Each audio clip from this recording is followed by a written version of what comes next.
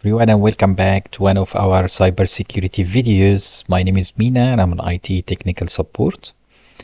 Today we'll talk about how to hack into Windows 11 if you forgot your password, and I'm gonna show you a nice trick how to get back into your account and create a new account if you want. It's a nice trick on how to hack into Windows. So let's jump to it. So this is a Windows 11 on a virtual machine that I will demonstrate how to use that trick on it, and it only has one local account here, and let's assume I don't know the password to this one. So the trick here is, if you look at the bottom right, there is accessibility option. Let me just move my camera a little bit so you can see it. So if you look at the bottom here, this standing guy, it's say here's this one, accessibility. If you click on this one, you find a few options here. The one that we are interested in is on-screen keyboard. If you turn on this one, it will get you the keyboard on the screen, and you can use it to type if the keyboard is not working, the actual keyboard. But the trick here is we are going to replace the command for this one for the keyboard itself. Instead of getting up the keyboard, once we turn on this button, it will give us the command prompt, and once we have the command prompt at the login screen, we'll have a full control over Windows itself. So let me show you how we are going to do it. So I'm going to turn off, let's turn it off from here, shut it down. So what do we need to do is prepare a bootable USB drive for your physical machine, and then boot from this Windows installation USB, bootable USB, and then use it to do the trick. There is a video already up online on the channel itself on how to create a bootable USB stick, and you can use that trick into getting the USB trick and then use it on your computer to boot from it and use this trick. For the sake of this video, I'm just using a fake CD-ROM here, and it has the ISO image of Windows itself, which is simulating if you are using a bootable USB. So once you have a bootable USB, you log into your BIOS setting, change the boot order, and put the USB drive on top. So the computer itself, once it's turned on, it will load from the USB as a first option, first order. I need to tell you also that once you have the bootable USB, you need to block it in before you turn on the machine, so the machine can detect it, and then you go into the BIOS and say change the order from the hard drive as a first order, and then change it to the USB, so it will be the first order to boot from. So I'm going to turn on this machine, and I have to change into the BIOS on this one the order of booting, the boot order. So let's do it again. So I'm going to restart it.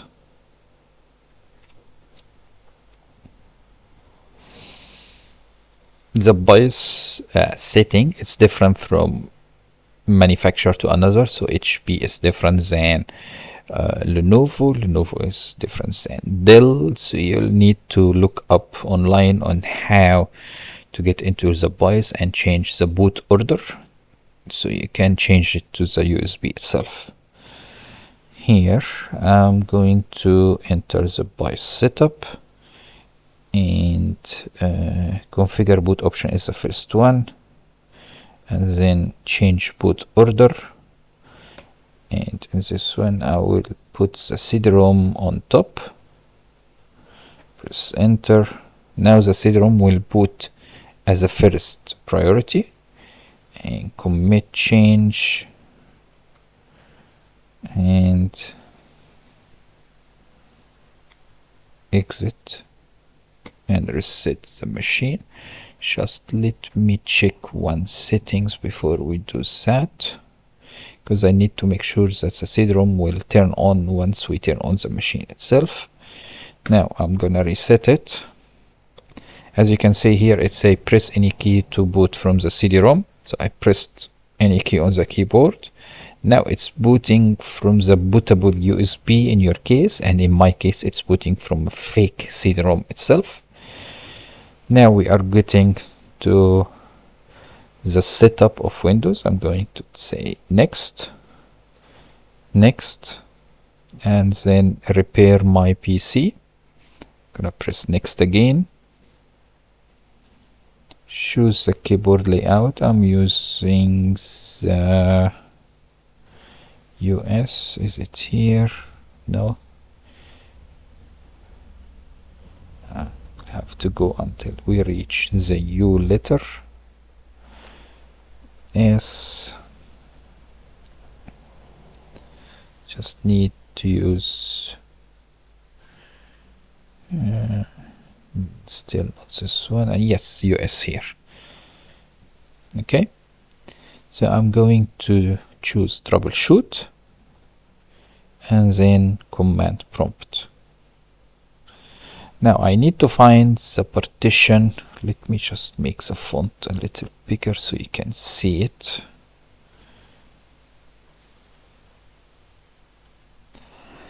Okay, I need to find some Windows partition. At this point it's standing at the X drive, so I'm going to go to the C. There is no C, so now I will try the next one, D, and there is a D drive. I just press dir. I don't see Windows folder here, so it's not the D. I'm going to press E, and then you try until you find it. F, maybe G, it's not there. So let's go to X back. There is another way. So you just go to a command called disk part, which is it's disk partition. I'm gonna press enter.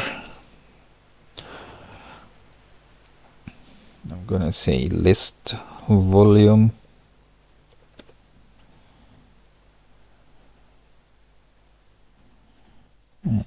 and so the first one is a DVD. That's strange. It should be that one, but it doesn't have a letter in it. Select drive.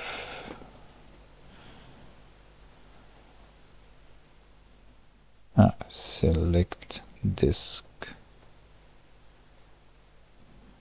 List disk. It's only one disk, so I'm gonna select it. Select disk 0, list drive. Okay, no drive, list partition. So it should be partition 3. That's the one that has almost 80 gigs on it. It's not the recovery, not the reserve, not the systems. These are the ones that Windows create automatically. So that's the one I just need. Select partition 3. List. Now list volume. List volume. So it's this one, but it doesn't have a letter itself. Hmm.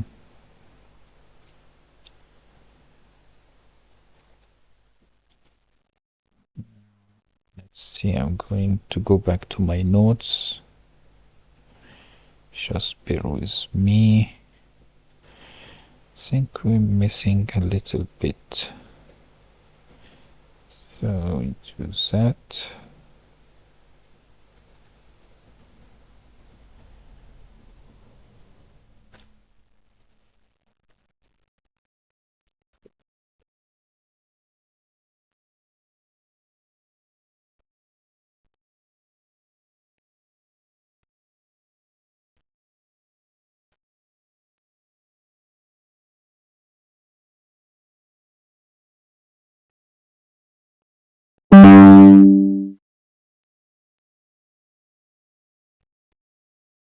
Bear with me, I'm just reading the notes.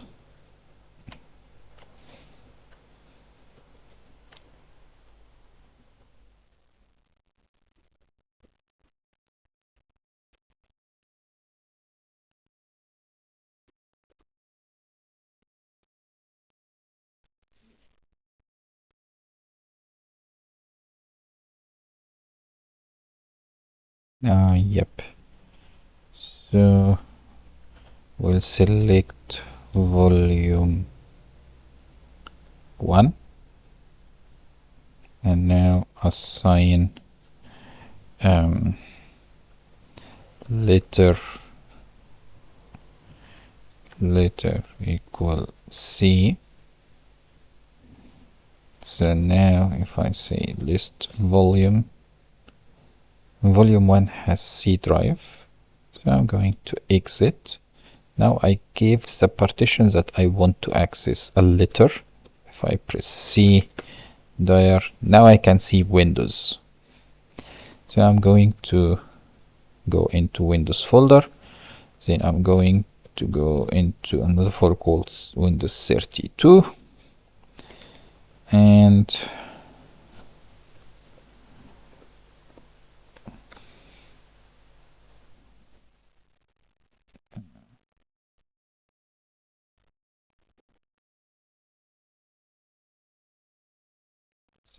so on. Yes, so osk.exe is the keyboard and we need to replace this one with cmd. So when we turn on the accessibility on screen keyboard, it instead of loading the keyboard itself on your screen, it will load the command prompt.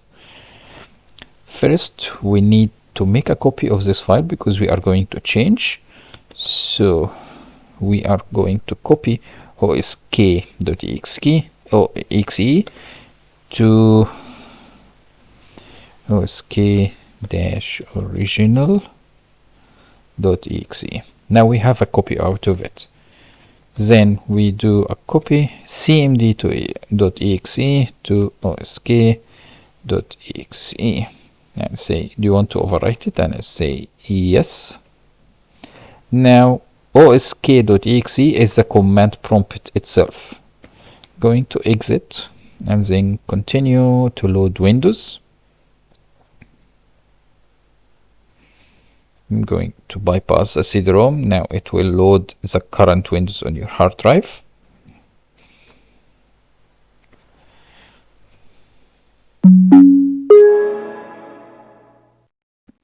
And now, as you can see, it's only one user.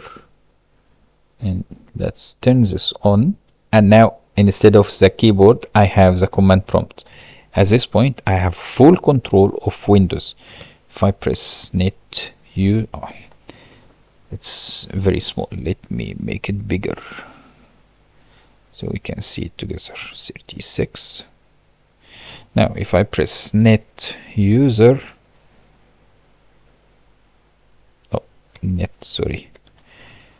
it's showing me the current accounts. I have mine here. I can reset the password for this one, but for the sake of this educational video and the trick, we are going to create a new account and make it an admin account. So we'll say net user hacker, then give it a password. I will just say the password would be 1234556 and add. Now I've created account, but it's just an account. I need to make it an admin account. So I'll just say local group administrators. Now the group of administrators, please add the hacker account to it. Now the hacker account is into the administrator group, which means it's an admin. Now we need to reboot the machine, so I will just go here and restart.